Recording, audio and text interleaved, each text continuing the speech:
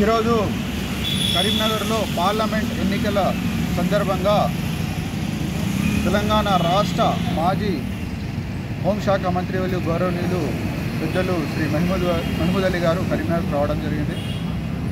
వారి మీటింగ్లో మనం పాల్గొనడానికి 24 డివిజన్ శివాయి నగర్ నుండి నేను సయ్యద్ నయీం పాత కార్యకర్త, నాతో నాహి పాత కార్యకర్త ఆదిల్ భాయ్,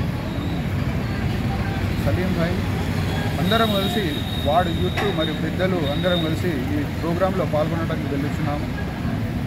ఈ ప్రోగ్రాం యొక్క ముఖ్య ఉద్దేశము ఎన్నికలలో టీఆర్ఎస్ పార్టీకి భారీ మెజార్టీ రావాలని ఉద్దేశించి మాట్లాడతారు.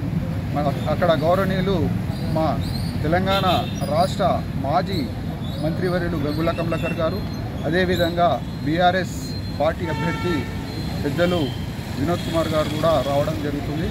వారందరూ కలిసి మన పార్టీ యొక్క ఉద్దేశం ఏంటంటే ఈ ఎలక్షన్స్లో భారీ మెజార్టీ రావాలని ఉద్దేశించి మాట్లాడతారు.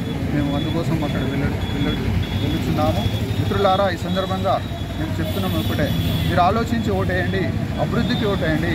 ఒక విద్యావంతుడు మా వినోద్ అన్న గారు, మేధావి, స్మార్ట్ సిటీ తెచ్చిన ప్రదాత, 1000 కోట్లు తెచ్చిన ప్రదాత, కరీంనగర్కి అభివృద్ధి చేసిన ప్రదాత. ఖచ్చితంగా వినోదన్నకు ఓటేస్తే మనకు లాభం జరుగుతుంది.